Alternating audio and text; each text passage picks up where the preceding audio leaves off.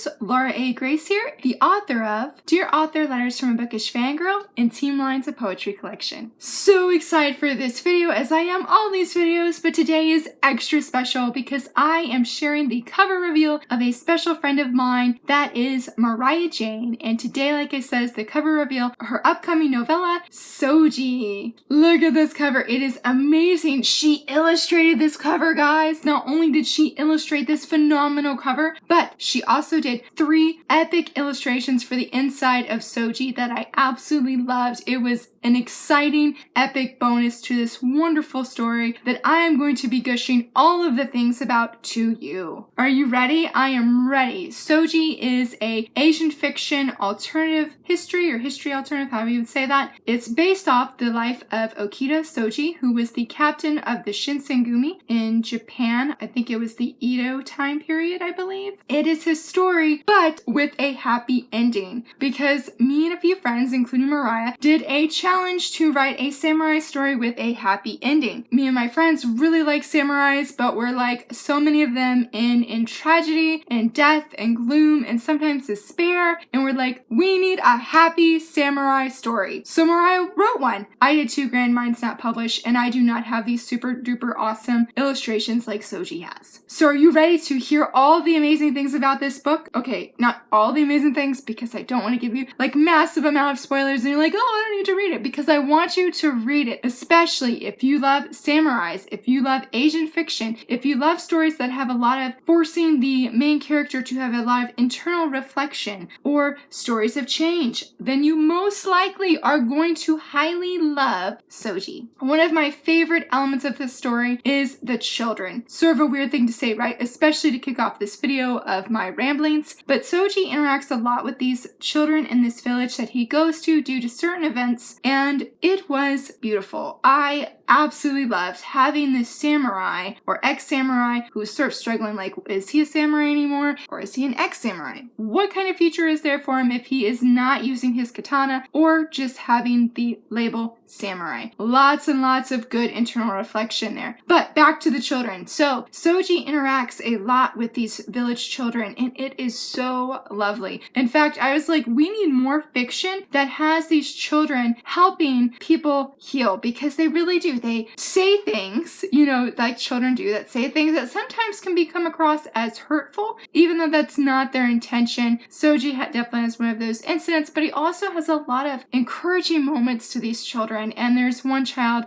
okay, just kidding, there's quite a few children that I really, really liked. Absolutely just loved their part in this story very, very much. Plus, bonus, one of the children's name is Hinata, which, as you know, I love haiku. I love Hinata from it, so it really made me smile when I saw that child's name. Another awesome, amazing thing was I don't know a lot about samurais, which is a little bit embarrassing, to be honest, in that I really do like samurais. However, I don't know anything about Souji. I didn't know anything really about the Shinsengumi outside of the anime Kenshin. Not sure if that actually counts, especially since the Shinsengumi itself is not a huge part of Kenshin, the storyline. Yes, they're in there, but I feel like it's not like I don't know, I just feel like it wasn't a huge part of the story. Anyway, I'm rambling. So I thought it really fascinating to focus on Souji and who he is, and sort of his story in many ways, and his background, and having and seeing him interact with, like, so the children, and knowing, coming to find out that he really did love children. It was very, very fascinating, and the extra bonus to this whole thing is that it had a happy ending, which was really awesome. Granted, I realized that is where the alternative history aspect of the story comes in, but that ending was so beautiful. I loved it so very much. It was very sweet and the perfect touch to the story. I think the only thing that was like sad was that it didn't actually happen, and I wish it did for Souji, because it was so beautiful and very heartfelt, and I'm like, he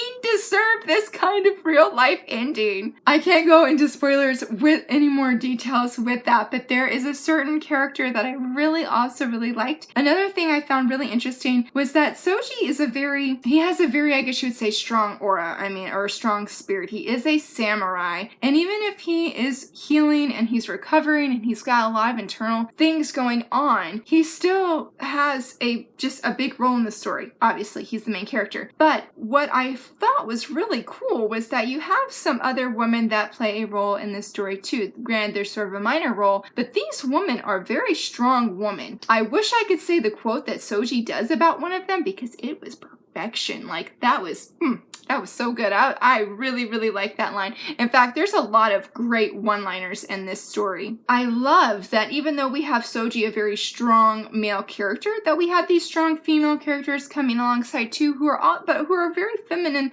as well. I just thought it was very refreshing because I didn't expect women characters to play a big role. I mean, yes, I expected there to be a woman character, but I don't know, it just caught me off guard, but a pleasant caught off guard in having just a really diverse, strong set of characters, regardless of if they were male or female. But be prepared. You will probably get hungry. There are some yummy food scenes that made me hungry when I was reading. Oh goodness, the description made me the smells just made me want to go eat some Asian food. And of course, I just have to mention that the illustrations Moriah did were so beautiful. Those are my fangirl ramblings for this incredible story, Souji by Moriah Jane. I loved it. It is just a great, heartwarming story, full of some action and just those heart feels that just grab you in, and woven in with some humor as well. Souji releases this upcoming Tuesday, August 11th, 2020, and bonus, a Souji book launch